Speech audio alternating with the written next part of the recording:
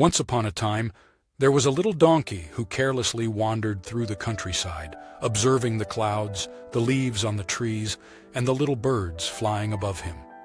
He was so distracted by everything he saw above his long ears that one day he didn't notice what was hiding under his hooves and fell into a well. Fortunately, the hole of the well was not so deep as to hurt him. However, it was narrow enough to prevent him from getting out, despite his attempts to climb. All he could do was tire himself out terribly in the attempt to get out. Desperate, he began to bray and cry with sadness, unable to climb back up. He was about to lose hope when he saw a shaggy and dirty little boy with a beaming smile on his face peering into the hole in which he was trapped. After seeing the trapped donkey, the boy ran away. The donkey felt relieved, thinking that the friendly boy had gone to seek help. However, the little boy actually went to call other friends to mock the donkey.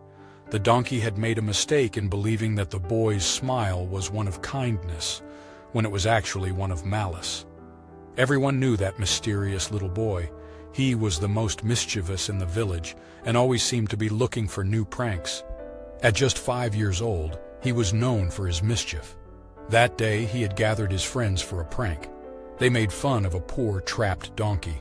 "What a stupid donkey, look at him. He can't get out of the hole he fell into," Eleuterio said to his friends, throwing a handful of dirt in the donkey's face. "I have an idea, let's grab the shovels and bury this stupid tuft," he said, turning to his father. The friends looked at each other. Nobody was convinced to do such a thing, but in the end they went to look for shovels and any other useful tool to fill the well with earth. When they returned and were about to start, one of them, Demetrius, spoke with a trembling voice. "I don't want to do it. I think it's better if I go home." Eleuterio mocked Demetrius, shouting in his face, "You are a chicken!" imitating the sounds of a hen and encouraging the others to mock him. Demetrius's cheeks turned red with shame. He could not stand being called a coward. So he snatched the shovel from another mate and was the first to start throwing dirt. Some boys, for fear of becoming the target of taunts, tried to throw as little dirt as possible, hoping that everyone would repent and leave the donkey alone.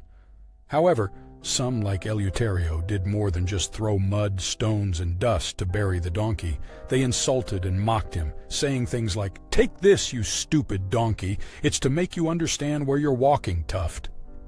Meanwhile, the donkey was moving back and forth in the well, trying to prevent the dirt from getting in his eyes. But the boys kept throwing more and more earth, trying not only to humiliate him, but also to hurt him. The well began to fill up, but the stoic animal did not let itself be buried. Every time the level of the earth rose by a centimeter, the donkey rose with his hooves on the same earth. The boys were too involved in the action to notice that the donkey was using that dirt as small steps to slowly approach the surface.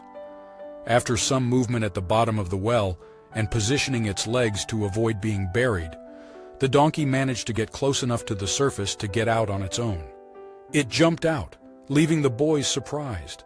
Their surprise soon turned into fear when the enraged animal began to chase them all over the field. Eleuterio, the heartless boy, returned home with a big rip in his pants. This story presents us with 3 important lessons. The first is that of the donkey. In life, sooner or later, all of us find ourselves facing difficulties and feeling trapped. Often there will be people ready to criticize us and take advantage of us when we are most vulnerable.